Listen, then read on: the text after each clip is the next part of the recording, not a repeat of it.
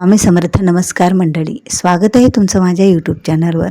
स्वामी समर्थ महाराजांच्या कृपेने आशीर्वादाने तुमच्या सर्व इच्छा स्वामी समर्थ महाराज पूर्ण करो. तुमची अडलेली कामे स्वामींच्या कृपेने पूर्ण होत आणि तुमचा आजचाच नव्हे तर दररोज आणि नेहमीचे दिवस चांगले आनंदात सुखात जाओ हीच आपण आज स्वामींच्या चरणी दत्त महाराजांच्या चरणी प्रार्थना करूया आणि आपल्या आजच्या या नवीन व्हिडिओला सुरुवात करूया. आज व्हिडिओच्या माध्यमातून आपण खरंच एका खूप चांगल्या विषयावर चर्चा करणार आहोत आणि तो विषय म्हणजे स्वामी भक्तांच्या दत्त भक्तांच्या आवडीचा असा विषय आहे. कारण प्रत्येक सेवेकरी किंवा प्रत्येक दत्तभक्त स्वामी समर्थ महाराजांचा भक्त असो यांना वाटतं आपण गुरुचरित्र पारायण करावं आणि गुरुचरित्र पारायणाचं खरंच खूप असं महत्त्व आहे. गुरुचरित्र हा ग्रंथ जर आपण वर्षातून 7 वेळा वाचन केला तर आपल्याला अशक्य कामेसुद्धा शक्य होत असतात. म्हणजे कितीही कठीण काम असेल, कितीही कठीण इच्छा असेल ना तरीही ती पूर्ण होत असते.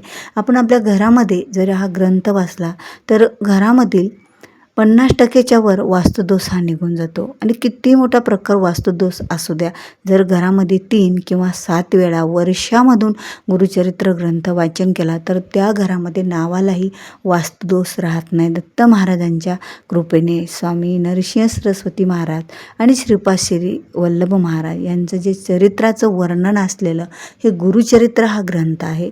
या गुरुचरित्र ग्रंथामध्ये आपण ज्या काही अनेक प्रत्येक अध्यायामध्ये वाचन केलेलं आहे, ज्यांनी वाचन केलं त्यांना ह्या गोष्टी माहीतच आहेत की गुरुचरित्र पारायणामध्ये गुरुचरित्राच्या ग्रंथामध्ये इतकं छान वर्णन आलेलं आहे की श्रीपाद श्री वल्लभाने नरसिंह सरस्वती महाराजाने किंवा साक्षात दत्त महाराजांनी सुद्धा अनेक जणांचे कष्ट दूर केले, अनेक जणांचे दुःख दूर केले आणि त्यांना काहीतरी सेवा करून घेतले, त्यांच्याकडून काहीतरी उपाय करून घेतले आणि भक्तीने श्रद्धेने त्यांच्याकडून सेवा करून घेऊन त्यांच्या ज्या काही इच्छा मनोकामना होत्या त्या पूर्ण केल्या. त्यामध्ये तर एक ग्रंथ असा आहे म्हणजे तो 6व्या दिवशी वाचनामध्ये येतो. जसं गुरुचरित्र हा ग्रंथ 7 दिवस वाचला जातो.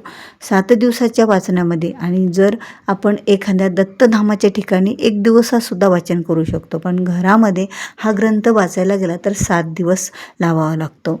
7 दिवसच हा ग्रंथ वाचन करावा लागतो. आपल्या घरी 1 दिवसात किंवा 3 दिवसात वाचन करू नये, 7 दिवसातच वाचन करावं. आणि त्यामध्ये जे काय 6व्या दिवसाचं वाचन आहे त्या 6व्या दिवसाच्या वाचनामध्ये जे काही 39 ते 43 जे अध्याय आहेत ते 39व्या अध्यायामध्ये इतकं मस्त वर्णन आहे की 60 वर्षाच्या सुद्धा एखाद्या म्हाताऱ्या स्त्रीला मुलगा मुलगी आणि अनेक असे अपत्य झाले असलेल्या गोष्टी मिळतात, मान्य आहे. पण जिथे ज्या स्त्रीला 60 वर्षे झाले होते त्या स्त्रीला सुद्धा लेकरू झालं. म्हणजे किती मोठा चमत्कार, किती मोठा आशीर्वाद दत्त महाराजांचा.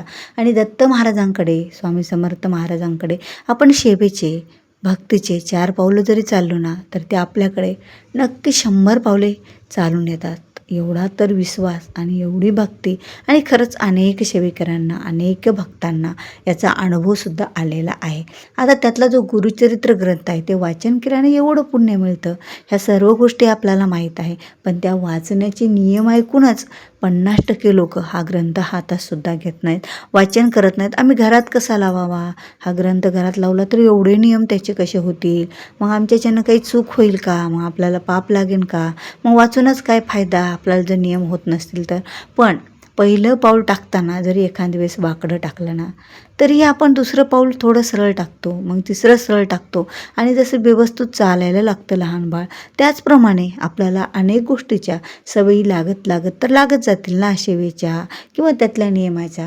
पण गुरुचरित्र वाचन करताना अनेक नियम आहेत, बरेच नियम आहेत. जसं की परान्न वर्ज्य असावं, म्हणजे आपण कॉटवर किंवा गादीवर झोपू नये, खाली जमिनीवर अंथरूण टाकून झोपावं, अनवाणी पायानं राहावं, पायामध्ये चप्पल घालू नये, त्याचबरोबर परान्न घेऊ नये, ब्रह्मचर्याचं पालन करावं आणि त्याचबरोबर द्विदल धान्य खाऊ नये किंवा एकच आहार खावा, आहारामध्ये एकच धान्य खावं, त्यासोबत काही भाज्यांचे पण अनेक असे नियम आहेत. तर आता हे एवढे नियम जर पाळायचे म्हटलं 7 दिवस, तरी काहींना ऑफिस असतं, काहींना जॉब असतो, काहींना घराचा एवढे मोठा लोड असतो की एवढं शक्यच नसतं. मग ते ग्रंथ काही वाचत नाहीत आणि आपल्याला त्या ग्रंथ वाचण्याचं पुण्य काही प्राप्त होत नाही.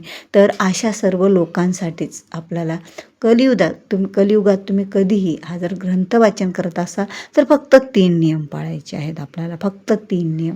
आणि ते महत्त्वाचे नियम पाळून जर आपण ग्रंथ वाचन केलं ना, तरी आपल्याला कुठलं पाप लागत नाही. बघा, ज्यांचं वर्णन आहे, ज्या दत्त महाराजांचं, नरसिंह सरस्वती महाराजांचं आणि श्रीपाद श्री वल्लभ महाराजांचं त्या वर्णाच्या गाथा, कथा आणि ते अध्याय हे आपल्याला सांसारिक अध्याय हे समजण्यासाठीच आहेत संसारामध्ये. ते जरी आपण वाचन न केले ना, तरीही काही हरकत नाही. देव कुठलं पाप देत नाही आणि काही नाही. तर ते मुख्य 3 नियम पाळायचे आहेत. आता पहिला नियम गुरुचरित्र पारायण करताना तो म्हणजे ब्रह्मचर्याचे पालन करणे. आता ब्रह्मचर्याचे पालन करणे तुम्हाला सर्वांनाच माहीत आहे की ब्रह्मचर्याचे पालन करावंच लागतो हा ग्रंथ वाचन करणाऱ्यांनी. आता दुसरी गोष्ट यामध्ये म्हटलं तर जे काही आपण आता ग्रंथ वाचन करताना आपलं पुण्य आपल्यालाच पाहिजे असतं, म्हणून आपण कोणाचं दुसऱ्याकडचं खायचं नसतं किंवा दुसऱ्या कोणाच्या घरचं काही अन्न शिजलेलं खायचं नसतं. तर आपल्याला अन्न वर्ज्य करायचं आहे. हा एक दुसरा नियम त्यातला झाला. आता अन्न कोणाचं असतं बरं? जे आपल्या घरातून वेगळे निघालेले आहेत, त्यांचा आणि आपला व्यवहार वेगळा आहे. कुणीतरी काहीतरी व्याजाने पैसे देतो किंवा कोणी काहीतरी कुठेतरी म्हणजे आता त्यांचे जरी चांगले असतील गोष्टी, कारण कोणत्या मनानं ते अन्न बनवतात किंवा कोणत्या कष्टानं ते पैसे, आपल्या कष्टाचे पैसे नाही आहेत त्याच्यात. म्हणजे दुसऱ्याच्या कष्टाचं यामध्ये खायचंच नसतं, स्वतःच्या कष्टाचं घरचं आपलं अन्न खाऊनच हे ग्रंथ वाचायचा असतो. आता तिसरा नियम म्हणजे एकच नियम, आता आणखीन एक नियम पाळायचा. तिसरा नियम आहे तो सुद्धा महत्त्वाचाच आहे. आता वाचन काळाच्या काळामध्ये ओलांडून किंवा दुसऱ्या गावी जायचं नसतं. पण महाराजांना तसं आधीच सांगायचं आपण की महाराज, मला दुसऱ्या गावी जॉब आहे, नोकरी आहे, तर त्यासाठी मला जावंच लागतं, माझा उदरनिर्वाह आहे असं. आणि कधी काम पडलं तर जावं पण लागतं, आपलं व्यवसाय वगैरे काही असेल तर असं आधी महाराजांना सांगून द्यावं. पण तिकडे गेल्याच्या नंतर एक रात्र आपलं गाव सोडून, ज्या गावात जिथे तुम्ही गुरुचरित्र पारायण करायलोत आपल्या घरात, ते सोडून तुम्हाला रात्रभर कुठे राहायचं नाही आहे. ही एक गोष्ट महत्त्वाची आपल्याला लक्षात घ्यायची आहे. हे महत्त्वाचे 3 नियम पाळून जर आपण गुरुचरित्र ग्रंथ हा जो 5वा वेद मानला जातो, हा 5वा वेद ग्रंथ वाचन केला तर याचं पूर्ण फळ देखील आपल्याला मिळतं. कारण कलियुगामध्ये फक्त 3 जर नियम पाळून सुद्धा गुरुचरित्र पारायण करू शकता तुम्ही आणि याचे कुठलेही नियम नाही आहेत. एवढे 3 नियम पालन केल्याने सुद्धा आपल्याला गुरुचरित्र ग्रंथ वाचनाचे, गुरुचरित्र ग्रंथ पारायणाचे आणि दत्त महाराजांची कृपा, आशीर्वाद आणि त्यांचं पुण्य मिळाल्याशिवाय राहणार नाही. तर खरंच दत्त महाराजांच्या भक्तांनो, स्वामी समर्थ महाराजांच्या भक्तांनो, तर चला आता आपण उशीर न करता आपल्याला जेव्हा वेळ असेल 7 दिवसाचा, कधीतरी आता कधी वेळ मिळेल माहीत नसतं, पण वेळात वेळ काढून जर एखाद्या गोष्टी हातात घेतल्या ना, ते लगेच त्याची कामे होतात. म्हणजे ते चांगली कामे पूर्ण होतात, वाचन होतं आणि त्याचा आशीर्वादसुद्धा आपल्याला मिळत असतो.